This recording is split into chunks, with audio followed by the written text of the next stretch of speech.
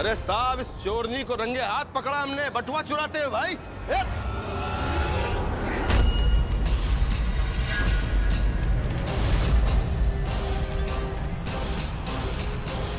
अरे बाप रे,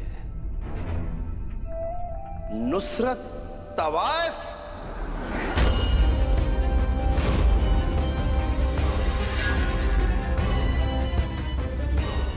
इस महफिल में क्या बात है। अरे साहब, ये तवाइफ है भाई। फैक्ट्री जी को बुलाइए, ये क्या हो रहा है? यही तो हम भी जानना चाहते हैं कि क्या हो रहा है ये सब। एक तवाइफ जिसके ऊपर हर रात नोटों की बारिश होती है, उसे ऐसी नौबत क्या पड़ गई कि शरीफों के घर में चोरी करनी पड़ गई, और वो भी जिला की एमएलए साहिबा के घर पे। मैंने चोरी नहीं की। तो क्या ये बटुआ तुम्हारा है?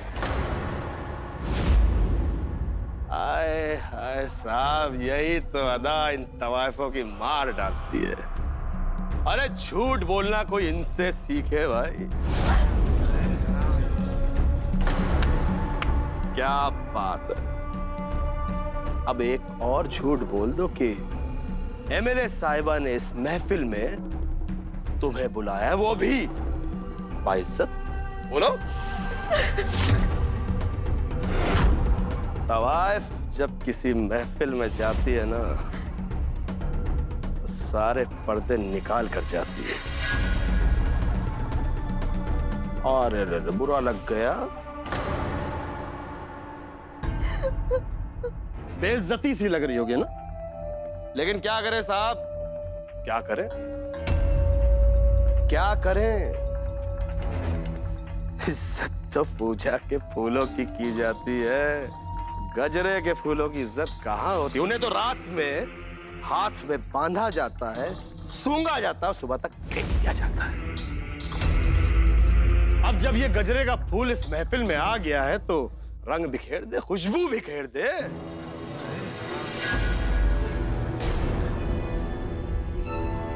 कहाँ चल दी। इस पर्दे के पीछे जो हुस्न का बाजार छुपा रखा है, उसमें से 2-4 तोहफे हमें भी देती जा नुसरत।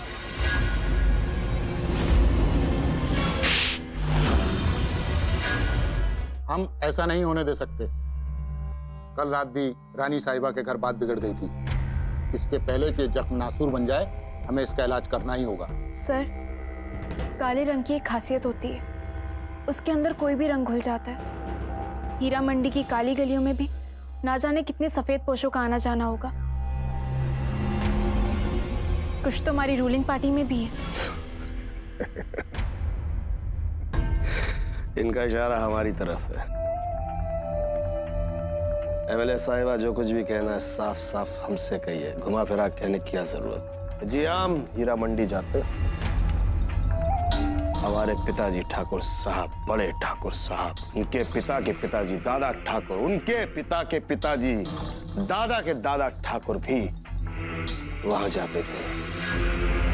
परंपरा है, निभा रहे हैं, खून में है भाई, जाना तो पड़ेगा। लेकिन हम हीरा मंडी जब जाते हैं तो 2-4 फूल तोड़ने के लिए नवाब इकबाल खान साहब की तरह नहीं, उस मंडी को जो अपनी जागीर बनाकर बैठे हुए हैं।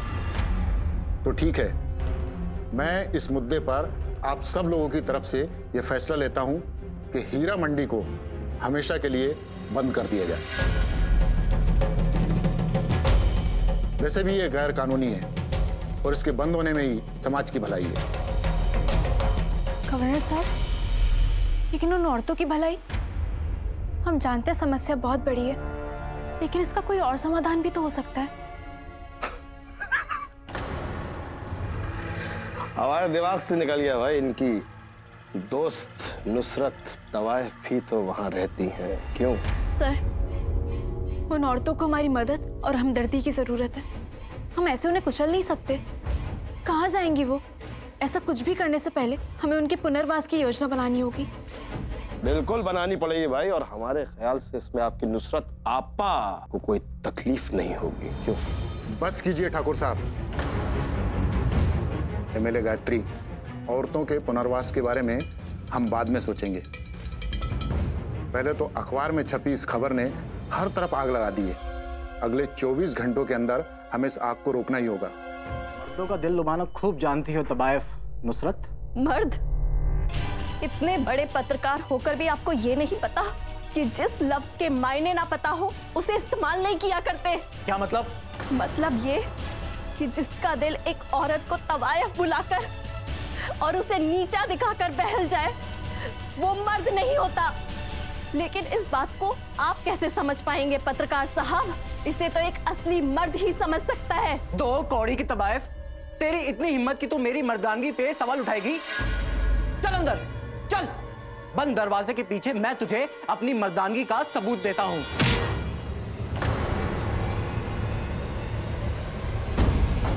नुसरत, मुझे तुमसे बहुत जरूरी बात करनी है, चलो मेरे साथ।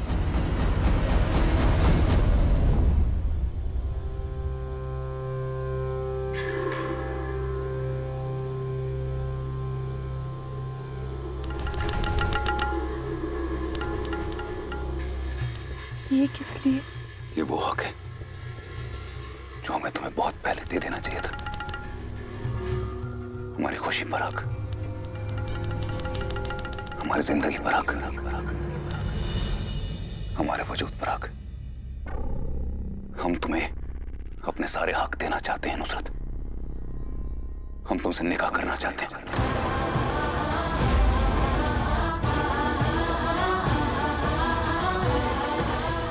आज तक दुनिया वालों की वजह से चुप रहे, पर अब हमें उनकी कोई फिक्र नहीं। फिक्र है तो सिर्फ तुम्हारी। हम तुमसे अलग नहीं हो सकते। अगर तुम्हारे कदम हीरा मंडी छोड़ेंगे तो वो सिर्फ हमारी जिंदगी में आने के लिए। बिल्कुल सही सुना आपने मौलवी साहब। हम निकाह करने जा रहे हैं आज, अभी इसी वक्त। इसलिए आपको हमारे साथ चलना होगा। चलिए। ये तो बहुत अच्छी खुशखबरी दी नवाब साहब आपने, लेकिन वो खुशनसीब है कौन? खुशनसीब वो नहीं मौलवी साहब, खुशनसीब तो हम हैं जो हमारा रूखा हाथ थामकर हमारे साथ हमारी जिंदगी का सफर तय करने को तैयार हुई है। आपके बदले मिजाज देखकर बहुत अच्छा लग रहा है, लेकिन ये तो बताइए कि वो मोहतरमा है कौन?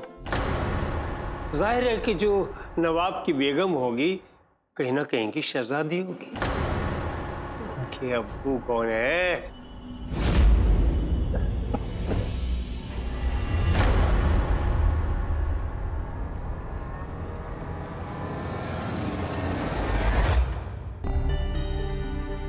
ऐसा कौन सा जादू कर दिया तुमने नवाब साहब पर कि इतनी बेईमानी का काम भी वो इतनी ईमानदारी से करते हैं? हम तुमसे निकाह करना चाहते हैं। मुझे नवाब इकबाल खान से ये निकाह कबूल है। क्या बात है नवाब साहब, ये उलझन कैसी? मौलवी साहब, अगर हमने आपको उसका नाम बता दिया तो शायद आप हमारा निकाह करने से इनकार कर देंगे। उसका नाम नुसरत है। वो हीरा मंडी की कोठे पे बैठती है।